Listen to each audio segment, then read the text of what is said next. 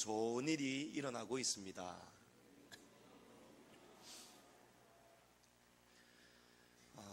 초대 교회 성도들의 가정에는 몇 가지 문제들이 있었습니다. 불신 남편을 둔 성도들이 많았습니다. 신앙이 다르다 보니까 신앙과 가정생활이 조화를 이루는 것이 여간 쉽지 않았을 것입니다. 고린도후서 6장 14절에는 너희는 믿지 않는 자와 멍에를 함께 매지 말아라 이렇게 말씀합니다. 이 멍에라는 것은 밭을 갈 때 소의 목덜미에 굽은 나무를 얹어서 소 두 마리를 잇는 그런 도구입니다.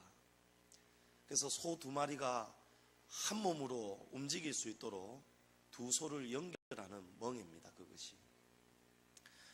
그런데 믿지 않는 자와 우리가 이 멍에를 같이 매게 된다면 어떤 일이 생기느냐 하면 한 사람은 교회로 가려고 하는데 한 사람은 놀러 가고 싶어 하는 거예요. 그럴 때 이 가정이 힘들어집니다. 한 사람은 제사를 드릴 수가 없는데 한 사람은 제사를 드린단 말이에요. 이렇게 가정에 부부가 신앙이 같고 하나의 동일한 멍에를 맬 때 온 집안이 가문이 하나님을 잘 믿는 가정이 이어져 갈 때 그것만큼 여러분 참 복이 없습니다. 그래서 우리는 주의 말씀의 이 권면을 잘 받아서 믿지 않는 자와 멍에를 같이 지지 않도록 그렇게 우리가 삶을 살아가야 할 것입니다. 또 믿음의 가정이라도 말씀의 가르침을 제대로 이해하지 못하고 또 머리로는 이해하였는데 삶에서 순종하지 못하는 사람들이 많았습니다. 아내가 남편에게 순종하지 않는 가정이 있었고 또 남편이 아내의 순종을 종처럼 부리는 그런 가정들이 있었습니다. 오늘 민족의 명절을 맞아서 저와 여러분의 가정들이 두루 화목한 가정 되시기를 축복합니다. 우리 가정들이 화목하게 되려면 여러분 가정에 법과 질서가 있어야 됩니다. 어느 공동체든지 질서가 있어야 됩니다. 제가 초등학교 다닐 때에 운동장에서 피구를 하던 친구들이 여러 명이 죽어버렸습니다. 여러분 왜 죽었는지 아십니까? 금을 밟아 죽었습니다. 피구할 때는 금 밟으면 죽습니다. 이것이 피구의 법칙입니다. 가정에도 여러분 하나님이 주신 법이 있습니다. 금 밟으면 싸움이 일어나고 선을 넘어가면 다툼이 일어나고 그러다가 요즘 세상은 분노 조절 장애들이 막 일어나가지고 남편이 아내를 해하기도 하고 아내가 남편을 해하기도 하고 여러분 이런 이유가 다 어디에 있냐면 가정에 하나님이 세워주신 법이 있고 질서가 있는데 그 법을 지키지 않기 때문에 다 가정들이 죽는 겁니다. 초등학교 아이들이 재미있게 장난치는 이 놀이에도 여러분 다 법칙이 있습니다. 질서가 있습니다. 오늘 베드로 사도는 각 가정들의 문제, 각 가정들이 직면하는 이 문제들을 어떻게 풀어야 되는가? 가정에 세워주신 하나님의 법이 질서가 무엇인가? 오늘 우리에게 말씀합니다. 여러분 하나님의 말씀은 목사의 말씀이 아닙니다.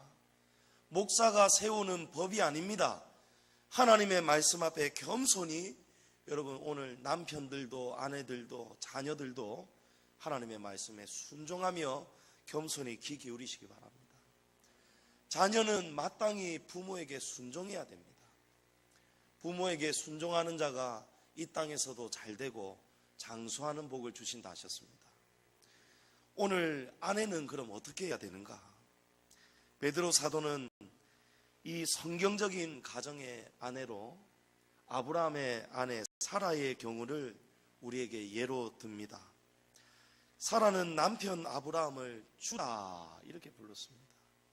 창세기 18장 12절에 보면 사라가 남편 아브라함을 주인이다 이렇게 고백을 합니다. 베드로 사도는 사라가 남편을 주라 부르는 이 삶의 태도가 순종으로 이어질 수 있다는 것을 오늘 아내들에게 권면하는 것입니다. 유명한 가수, 국민 가수 이미자 씨가 아침마당에 수년 전에 나왔는데 거기서 이미자 씨가 남편에 대한 질문에 이렇게 말을 하는 것을 제가 인상 깊게 보았습니다. 이미자 씨가 밖에서는 이 국민 스타고 유명인이지만 딱 집 대문을 열고 들어서는 순간부터는 아내로 돌아온다는 거예요. 밖에서나 대접받고 인기 있는 스타지 집안에서는 남편의 아내라는 거예요. 그래서 오늘 요즘 같은 시대에 우리 여성들이 참 유쾌하지 않게 들리시겠지만 이런 말을 싫어하시겠지만 이미자 씨가 이런 말을 하는 거예요. 가정 안에서는 천하 없어도 남편은 하늘이고 아내는 땅의 역할을 해야 된다는 거예요. 여러분 이 말은 남편은 하늘이기 때문에 남편은 귀하고 아내는 땅이기 때문에 아내는 천하다. 여러분 이런 뜻이 아닙니다. 이렇게 생각하고 이 말을 사용하는 가정들은 그 가정은 잘못된 가정이에요. 하늘과 땅이 다 귀한 존재들입니다. 하늘이 비를 내려 주어야 땅이 곡식을 맺는 것처럼 하늘이 없이는 땅이 존재할 수 없고 또 땅이 없이는 하늘의 역할이 그 귀한 역할이 우리에게 마땅히 받아들여야 되는 그 해석이 오지를 않는 겁니다. 하늘이 있어야 땅이 비를 흠뻑 먹고 하늘이 태양을 비춰주어야 오곡 열매들이 무르익는 것입니다. 가정이 화목하려면 남편에게 순종하는 이 책임을 하나님께서 우리 여자 성도들에게 다 주셨다는 거예요. 연애할 때는 우리가 함부로 서로 즐겁게 지낼 수 있습니다. 그냥 오빠라 부르고 이름도 부를 수 있습니다. 편하게 말을 주고받을 수도 있습니다. 그러나 결혼은 연애하고 전혀 다른 것입니다. 결혼은 구별되고 신성한 것입니다. 특히 우리 성도들의 가정은 더욱 구별되어야 됩니다. 거룩해야 된다는 것이죠. 우리가 오늘 읽지는 않았지만 3장 1절에 보면 아내들아 이와 같이 자기 남편에게 순종하라. 이는 혹 말씀을 순종하지 않는 자라도 말로 말미암지 않고 그 아내의 행실로 말미암아 구원을 받게 하려 합니다. 믿지 않는 남편이라 할지라도 하나님의 말씀이 남편에게 순종하라 하신 이 말씀을 이 아내가 기억하고 순종할 때 그 남편이 하나님의 말씀에 순종하여서 남편에게 순종하는 그 아내 모습을 보고 이 남편이 구원을 얻을 수 있다는 겁니다. 반대로 믿지 않는 남편, 그 남편에게 하나님께서 순종하라 하였는데도 남편을 업신여기고 남편에게 반말을 하고 남편을 하대하고 남편을 존중하지 못한다면 그 남편이 하나님의 말씀에 순종하지 않는 그 아내의 모습을 보고 어떻게 하나님의 말씀으로 돌아올 수 있겠느냐, 그 말씀입니다. 결혼은 마음뿐만이 아니고 육체가 부부가 하나가 되는 신성한 공동체입니다. 그리고 두 사람이 하나가 될 때에 자녀들이 태어나고 한 사람이 둘이 되고 두 사람이 셋, 네 사람이 되고 공동체가 되는 거예요. 그래서 여러분, 공동체는 조직에서는 어느 조직이든지 간에 사람이든 짐승이든 리더는 하나여야 된다는 거예요. 기러기라는 새를 여러분 아십니까? 기러기. 이 기러기는 수천 수만 마리가 무리를 지어서 한 번에 4만 킬로미터를 날아가는 새입니다. 이 새는 이 V자 대형으로 날아가는데 가장 앞에 한 새가 리더를 합니다. 그럼 이 리더 새가 힘들게 가장 먼저 앞에서 양력을 가르면서 날개짓을 하는 거예요. 그러면 V자 대형으로 뒤에 따라오는 이 기러기들, 수천 수만 마리의 기러기들은 약 70% 이상의 힘을 전략할 수 있다고 합니다. 도움을 받는다는 것이죠. 그래서 리더의 날개짓은 기류의 양력을 만들면서 덜 힘들게 도와주면서 수천 수만 마리를 위해서 희생하는 거예요. 그게 리더입니다. 리더는 대접받고 섬김받는 게 리더가 아니고 가장 앞선 리더는 희생하고 섬기는 게 리더입니다. 그런데 이 따르는 새들이 날아가면서 입을 그냥 쉬지를 않습니다. 기러기들이 입을 부지런히 움직이면서 쉴 새 없이 울어댄다는 거예요. 소리를 자꾸 낸다는 거예요. 기러기가 어떻게 울겠습니까? 기럭기럭 이렇게 울겠습니까? 이 기러기가 그렇게 쉬지 않고 우는 이유는 모든 기러기들이 앞에 앞장서서 가는 리더, 가장 힘들게 날개짓하는 리더를 격려하고 고마워하는 감사의 표시라는 거예요. 그래서 우리 가족들은 아버지를, 남편을 앞에 서서 리더하는 이 남자를 우리는 순종하고 또 격려해야 된다는 거예요. 만약에 이 기러기가, 리더하는 기러기가 병들어서 지쳐서 대열에서 이탈하면 꼭 두 마리의 기러기가 똑같이 그 리더 곁에서 잠시 쉬고 머물면서 간호를 해준다고 합니다. 그래서 그동안에 잠시 그 다음 리더가 공동체를 맡아서 천천히 날아간다는 거예요. 왜냐하면 너무 빨리 날아가면 이 이탈한 리더가 돌아오기가 더 힘드니까. 그래서 천천히 날아갈 동안 이 리더 기러기를 두 마리의 기러기가 격려하고 치료를 돕는다는 거예요. 그리고 돌아오면 이 리더 자리를 잠시 맡았던 그 기러기가 겸손하게 자기 자리로 돌아가는 거예요. 역할이 있다는 거예요. 여러분, 짐승의 세계에도 동물의 세계에도 질서가 다 있습니다. 이 질서가 무너지는 순간 공동체는 다 무너져 버리는 거예요. 하나님은 가정 공동체의 리더를 분명하게 남자로 명하셨고 세우셨습니다. 에베소서 5장 22절에 아내들이여 남편에게 복종하기를 죽게 하듯 하라. 아내들에게 하나님이 어떻게까지 순종하고 복종하라 하셨느냐면 남편을 하나님처럼 섬기라는 거예요. 주님을 대하듯이 남편을 그렇게 섬기고 대하라는 거예요. 아내의 근본은 그럼 무엇입니까? 남편을 어떻게 생각하느냐, 남편을 어떻게 생각하고 부르느냐. 여러분, 이것이 하나님이 가장 중요한 가정의 질서로 주셨다는 사실입니다.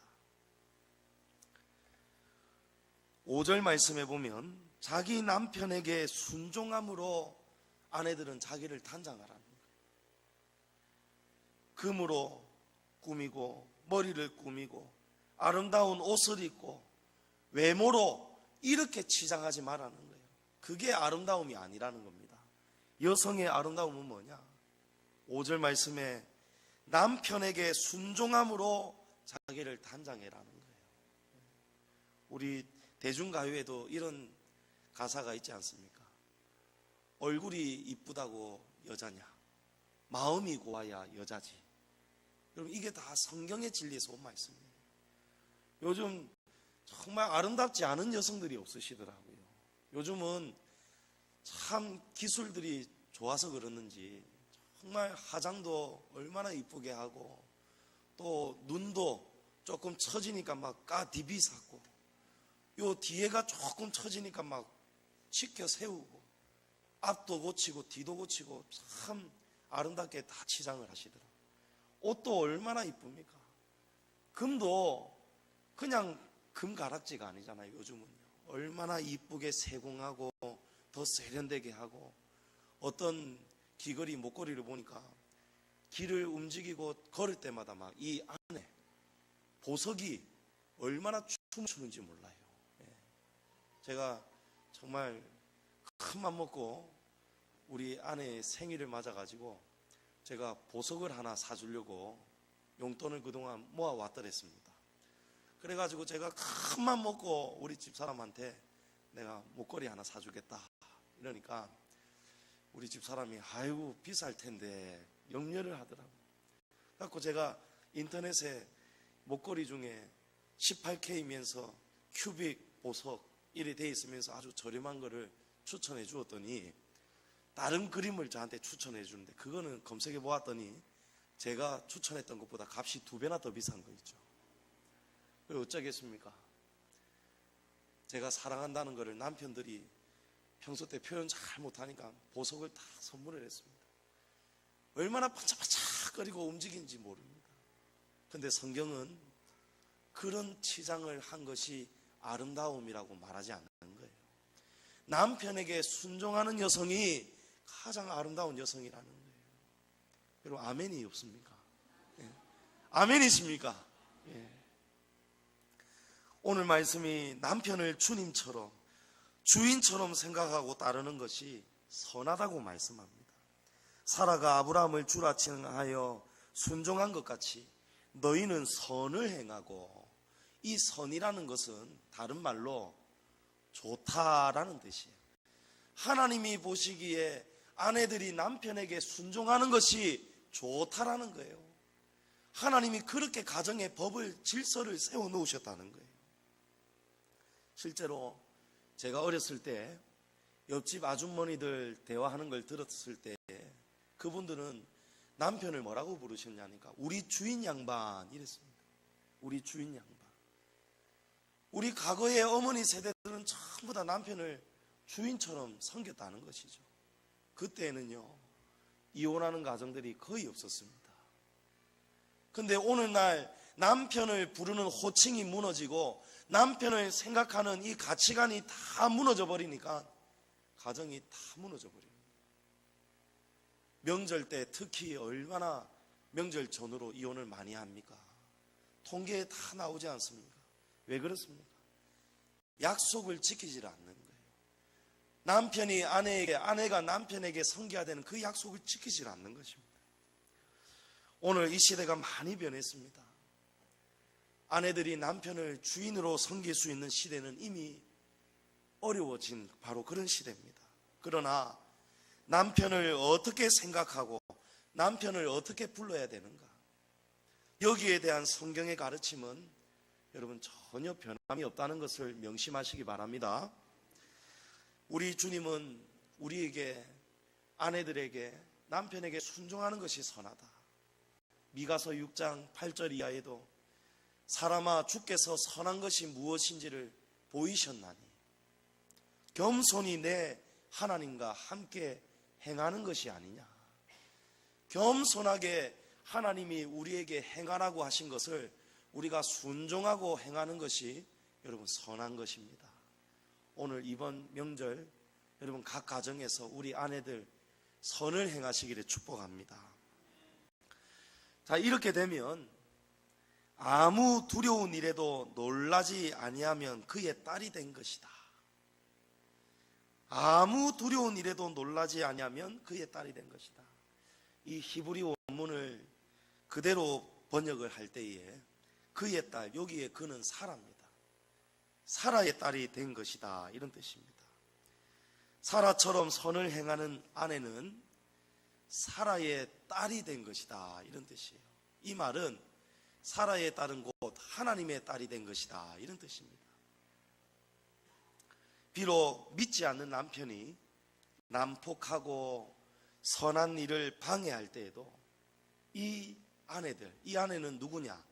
남편에게 순종하는 아내들입니다. 남편에게 순종하는 아내들은 그 남편이 순종을 하는데도 남편이 난폭하게 아내를 대하고 선한 일을 방해하고 하더라도 두려워할 필요가 이제 없다는 사실이에요. 왜 그렇습니까? 그의 딸이 되었기 때문에, 하나님의 딸이 되었기 때문에 하나님께서는 선을 행하는 아내들을 지켜주신다는 거예요. 평소에 특히 이번 명절 여러분 하나님을 믿으시고 남편이 어떻게 하든지 간에 하나님 말씀대로 여러분 순종 한번 해보십시오. 그러면 하나님께서 아무 두려운 일에도 놀라지 아니하도록 우리 아내들을 하나님이 지켜주실 것입니다. 남편이 없는 분들은 어떻게 해야 되겠습니까? 하나님을 남편으로 순종하고 섬겨야 됩니다. 하나님을 남편으로 기억하시고 이번 명절들 가운데 오늘 이 말씀이 남편이 있는 분들이나 없는 분들이나 또 아직 시집 장가가지 않은 우리 청년들에게도 이 말씀이 동일하게 적용되기를 축복합니다. 다음으로 남편들에 대한 권면입니다. 7절 말씀에 남편들은 이와 같이, 이와 같이는 뭐냐 하니까 아내가 하나님의 말씀에 순종하여서 남편들에게 순종하는 것처럼 이 남편들도 이와 같이 하나님의 말씀에 순종하라는 거예요. 어떻게 해야 됩니까? 지식을 따라서 이 아내는 더 연약한 존재이기 때문에 이 아내를 귀하게 여기라는 거예요. 여러분 아내를 귀하게 여기십니까? 우리 믿음의 남편들은요 아내를 더욱 귀하게 여기셔야 됩니다. 왜냐하면 이것이 사람으로서도 마땅하지만 하나님의 명령이기 때문에 그렇습니다. 아내가 말씀에 순종하여서 남편에게 순종하고 헌신할 때 우리 남편들은 아내를 어떻게 대해야 되느냐? 아내가 남편에게 순종하고 복종할 때 이것을 기회로 삼아가지고 가정의 우위를 차지하고 아내 위에 함부로 군림하거나 그래서는 안 된다는 것입니다. 오히려 여러분 서로 존중하고 귀하게 여기셔야 돼요. 그 이유가 무엇입니까? 오늘 말씀에 아내는 연약한 그릇이라는 거예요. 아내는 약하다는 거예요. 여러분 아무리 덩치가 산만하고요 힘이 천하장사 같은 그런 아내라 할지라도요 그 아내의 마음은요 겉으로는 강해 보이고 남편한테 강하게 보이려고 한다 하더라도 이 여자는 하나님이 창조하시기를 연약한 존재, 남편의 귀함과 사랑을 받아야 되는 존재로 만드셨다는 거예요. 그리고 또 중요한 이유가 있습니다. 이 아내가 하나님 앞에서는 남편하고 동등하다는 거예요. 남편하고 똑같이 생명의 은혜, 영생의 복을 똑같이 받는 동반자라는 것입니다. 남편만 구원받는 게 아니죠. 하나님 앞에서 남편이나 아내나 똑같이 영생의 복을 받는 동반자입니다. 그러므로 아내를 무시하고 힘으로 억압하는 남편들, 이런 남편들은 하나님이 반드시 심판하십니다. 아내가 남편에게 순종하고 하나님의 말씀대로 선을 행하는데도 불구하고 그 아내를 남편이 억압하고 남편이 힘으로 누르고 그럴 때에는 하나님께서 이 남편을 심판하신다는 거예요. 남편에게 순종하는 아내가 하나님의 딸이라고 말씀하셨습니다. 그래서 남편에게 순종하는 이 아내는 남편이 이 아내를 구박할 때 하나님이 이 아내를 도와주신다는 거예요. 지켜주신다는 거예요. 반대로 그 남편은 하나님이 심판하신다는 거예요. 하나님이 어떻게 심판하시느냐? 첫 번째 심판이 있습니다. 그 심판은 오늘 말씀해 보니까 이런 남편의 기도를 하나님이 들어주시지 않는다는 거예요. 아내를 귀하게 여기지 않는 남편의 기도는 막힌다고 말씀합니다. 여러분 우리 남편들이 아무리 하나님 앞에 소원이 있어도 사업 잘 되게 해주세요, 건강하게 해주세요, 우리 자녀들 잘 되게 해주세요, 이런 소원을 가지고 기도할 때에 이 기도가 다 막힌다는 거예요. 왜 막힙니까? 아내를 귀하게 여기지 않았기 때문에. 우리 남편들이요 아내를 귀하게 여기셔서 기도가 막히지 않기를 축복합니다. 우리 아내들이 남편을 주님처럼 순종하는 가정, 그리고 남편들이 아내를 믿음의 동력자로 존중하고 연약한 아내를 귀하게 여기는 가정, 이런 가정에서 남편과 아내가 합심하며 기도하는 기도는 하나님이 들어주시겠습니까? 들어주시지 않겠습니까? 들어주시죠. 아내들이 남편을 순종하고 또 남편이 아내를 귀하게 여길 때 이 가정만큼 기도의 응답이 잘 되는 가정이 없다는 것을 여러분 꼭 기억하시기 바랍니다. 마지막으로 우리 가정 공동체 모두에게 주시는 말씀입니다. 이번 명절처럼 온 가족이 모일 때 우리 성도들이 취해야 되는 자세입니다. 마음을 같이 하라 이렇게 말씀하죠. 마지막으로 말하노니 너희가 다 마음을 같이 하여라. 동정하여라 똑같은 말입니다. 사랑하여라, 불쌍히 여기고 겸손하여라. 여러분 이 말이 다 똑같은 말이죠. 서로 하나 되어라는 거예요. 우리 명절 때 믿는 가족들, 믿지 않는 가족들, 온 일가 친척들 다 모였을 때에 여러분 그 형제들의 형편과 또 아픔을 동정하고 사랑하시고 또 불쌍히 여겨야 됩니다. 누군가의 약함을 자꾸 끄집어내면 안 됩니다. 너 왜 아직도 시집 안 가냐? 장가 안 가냐? 직장 생활은 어떻느냐? 응? 일자리는 왜 구하지 않느냐? 건강은 어떻느냐? 온갖 걸로 가지고 서로 간섭하고 묻잖아요. 그 속에 여러분 주고받는 상처들이 많다는 거예요. 그럴 때 온 가족들 모였을 때에 서로 하나 되라는 거예요. 하나 되기 위해서는 서로 약함을 드러내면 안 돼요. 서로 약함을 싸매줘야 된다는 거예요.